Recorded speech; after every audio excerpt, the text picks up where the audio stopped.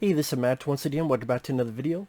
This is another paid request, this time from Joseph. Thank you so much for that.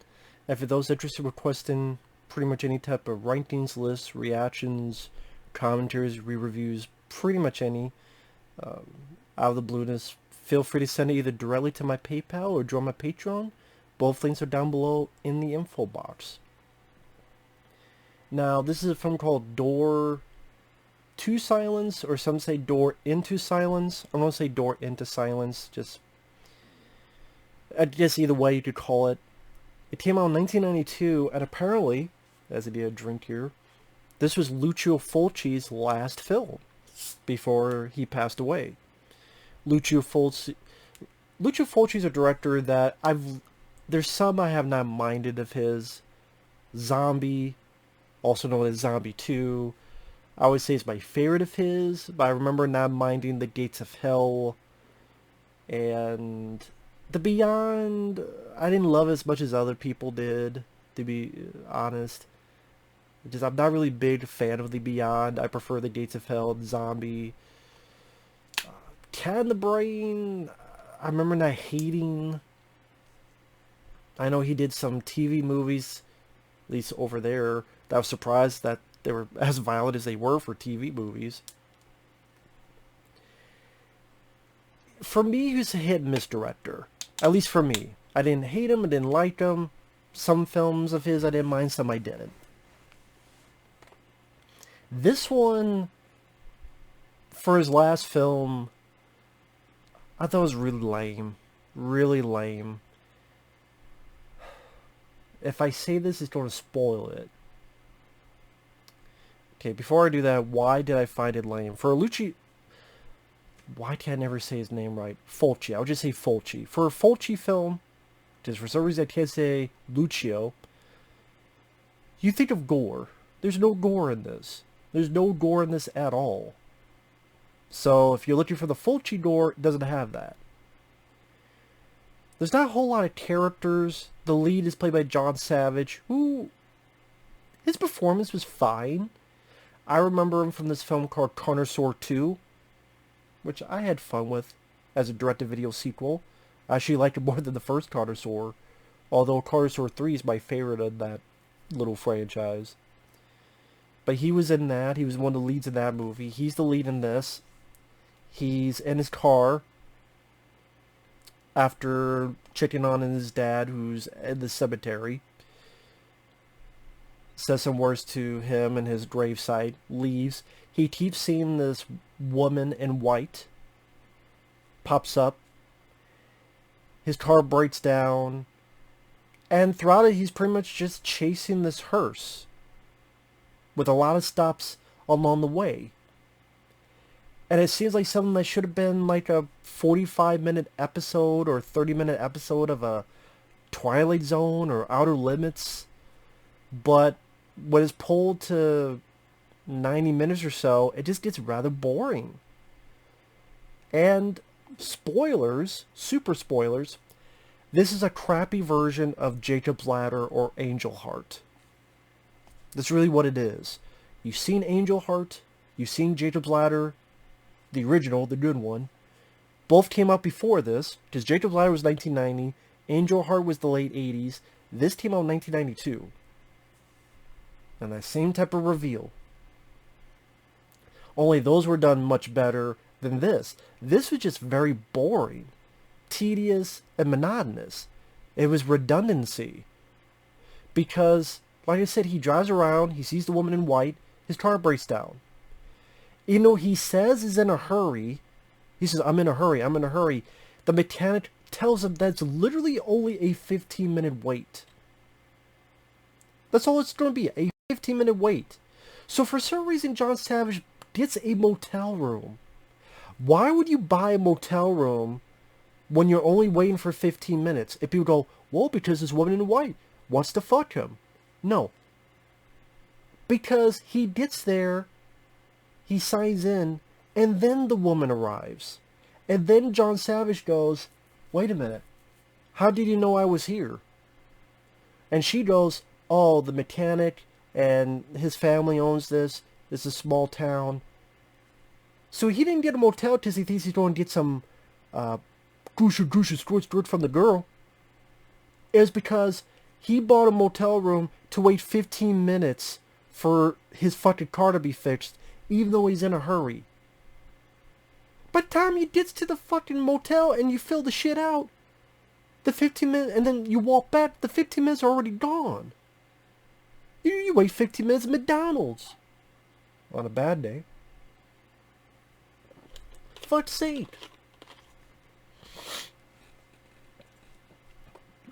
I guess and also this guy has a wife, but he's certainly willing to sleep around. He invites the girl in, think he's going to sleep with her. Then when he comes out, he sees his message with lipstick on the mirror. Then he goes back, gets to his car. He gets stuck on a bridge. He gets out. He gets stuck in mud. He gets it out. He follows his hearse. He follows his hearse there. He follows his hearse there. Why does he keep following the hearse? Because in the back he sees what he thinks is his wife's name. Then he thinks it's his name. And then, is that my name on it? And following the hearse. And following the hearse. And he's following the hearse. What's the name of the cadaver? Is it my name on it? And even if I didn't spoil the ending, with stuff like that, you could probably figure where this is leading up to. Because he'll see stuff, and then it vanishes. It starts off with a car accident, and you're at a funeral thinking it's John Savage's father's funeral, but no one else interacts with him that he knows at least. He'll interact with people who doesn't know him, but like there's no...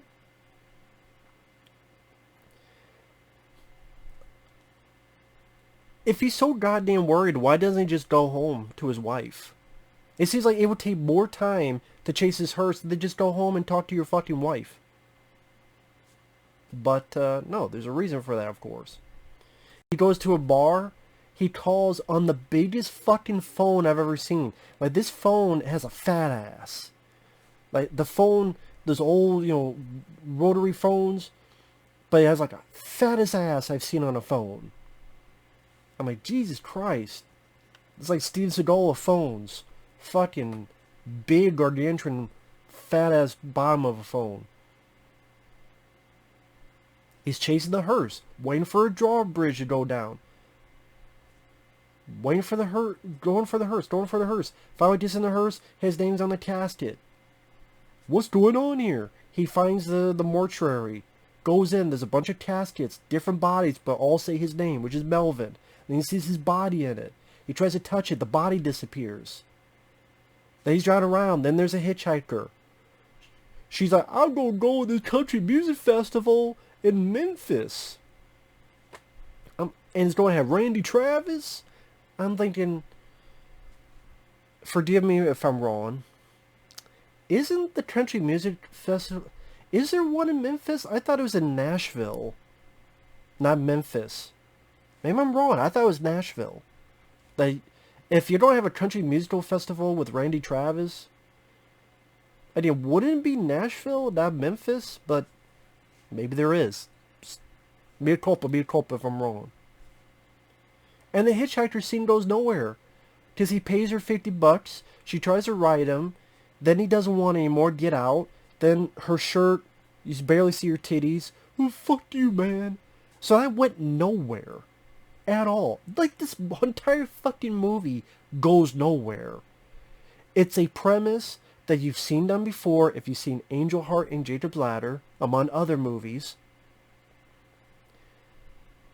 There's no much of an elevation of story, because it's just finds woman in white, finds the hearse, follows the hearse. Woman in white, finds the hearse, follows the hearse.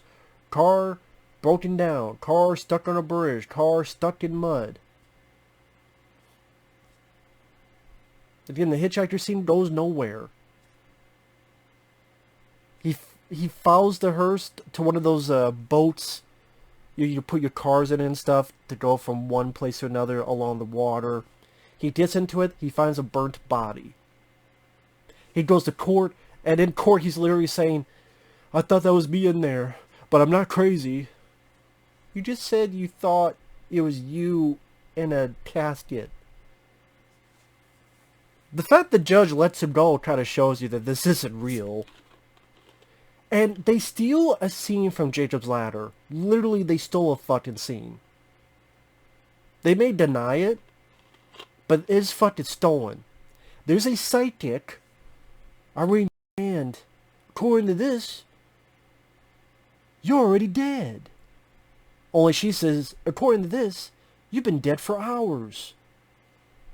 The same shit in Jacob's Ladder. Don't believe me? Watch the trailer of the Jacob's Ladder. It's in the trailer. According to this, you're already dead. It's the same fucking scene. And then for some reason the psychic gets a phone call and dies. I didn't understand that.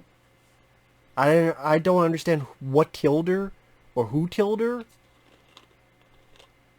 I don't understand that.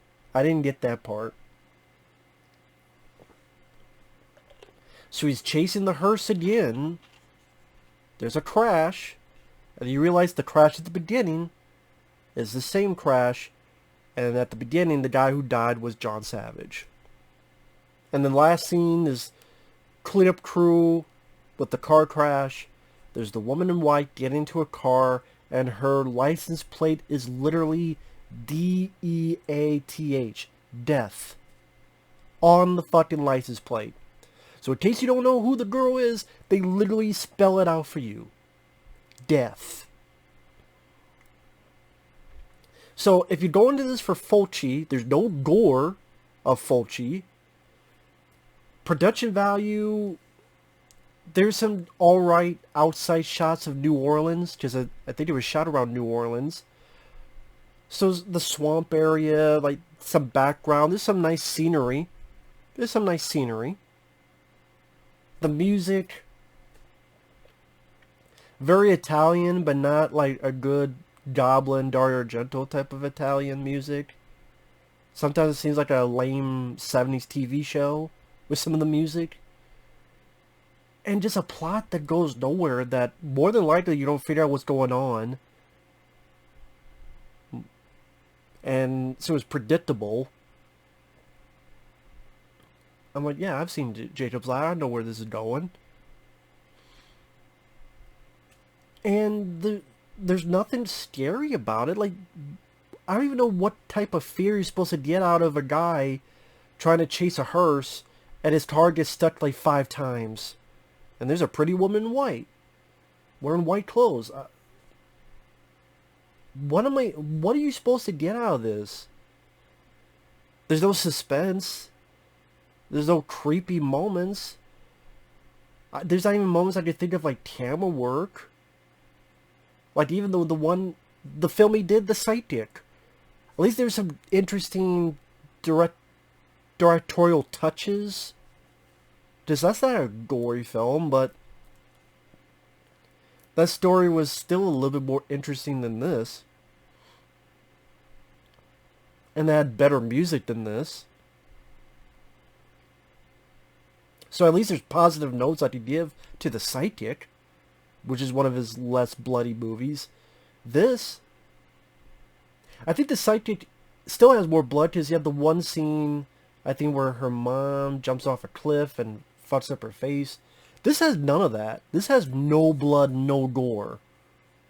And this was his last film, so like, I don't even know what else to talk about the movie.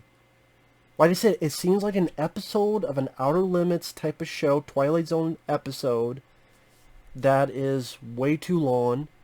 Thus, the scenes just get redundant. Like, you name 3 things, they just repeat. Woman in white, hearse, stuck. Woman white, hearse, car stuck. Rinse and repeat. So, this film is easily one of his worst films. Because I don't really see much merit to this movie. I guess other than if you're a Lucio Fulci completist,